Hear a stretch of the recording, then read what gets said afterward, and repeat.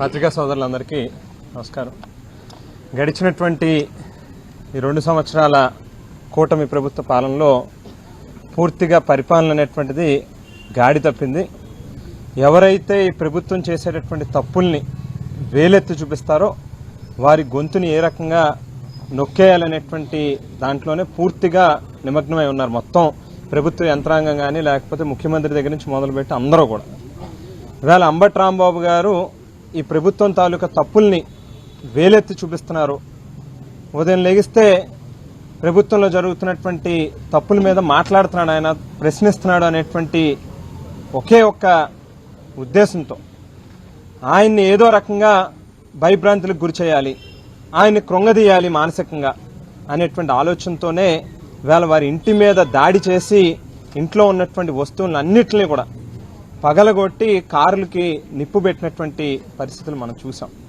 కానీ రెట్టించినటువంటి ఆత్మవిశ్వాసంతో ఇవాళ బ్రిటిష్ వాళ్ళ పరిపాలనలో కూడా చాలామందిని ఆవేళ స్వాతంత్ర ఉద్యమం కోసం పోరాడినటువంటి వాళ్ళని జైళ్లలో పెట్టి ఇబ్బంది పెట్టాలనేటువంటి ప్రయత్నం చేస్తే ఒక్కొక్కరు ఒక్కో సీతారామరాజులాగా తయారైనటువంటి పరిస్థితులు మనకు గుర్తొస్తూ ఉన్నాయి.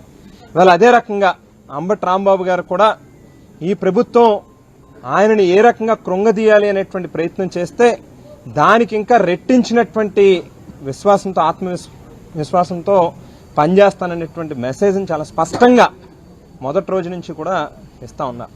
ఇవాళ ప్రభుత్వం ప్రజల తాలూకా సమస్యని పూర్తిగా గాలికి వదిలేసింది కాబట్టే ఎప్పుడు మనం కని విని ఎరగనటువంటి చావుల్ని మనం చూస్తూ ఉన్నాం. రోజువారీ తాగేటటువంటి నీళ్లు తాగితే ప్రజలు చనిపోతూ ఉన్నారు, పాలు తాగితే చనిపోతూ ఉన్నారు.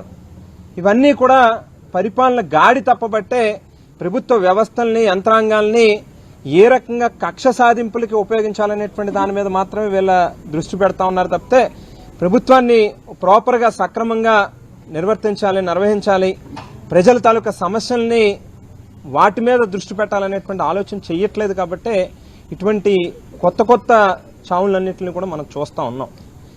గతంలో మనం చూసాం, వంగవీటి మోహన్ రంగా గారు పేదవాళ్ళకి ఇళ్ల పట్టాలు ఇవ్వండి అని చెప్పి ఆయన ఇంటి బయట నిరాహార దీక్ష చేపడితే ఎంత ఘోరంగా ఆయనని హతమార్చారో చూసాం.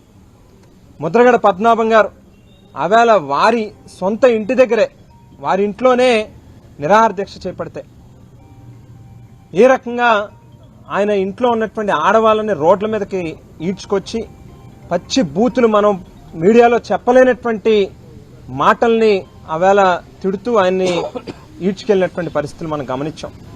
ఇవాళ అంబటి రాంబాబు గారి విషయంలో కూడా చూసాం.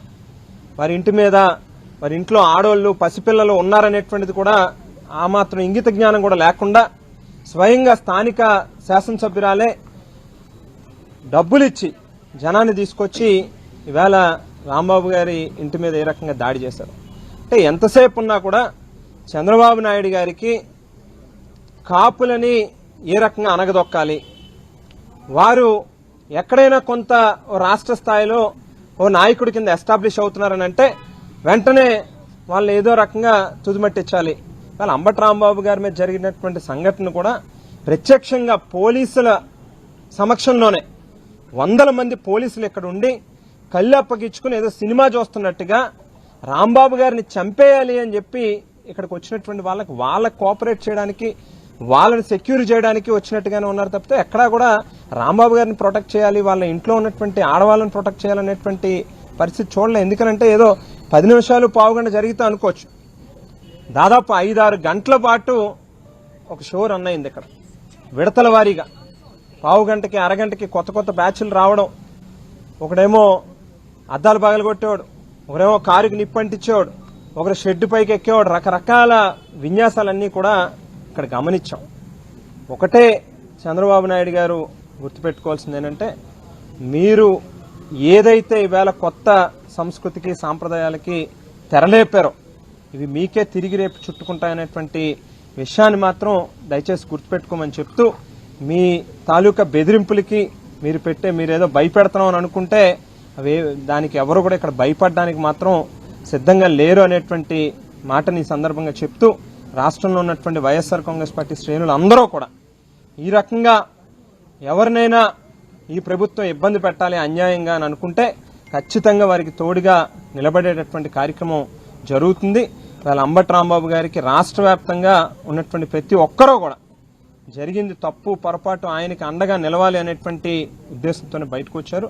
ఖచ్చితంగా రానున్నటువంటి రోజుల్లో మీరు చేసినటువంటి తప్పులకి మీరే లెంపలేసుకునేటటువంటి రోజు వస్తుందని చెప్పి కూడా ఈ సందర్భంగా తెలియజేస్తా ఉన్నాం.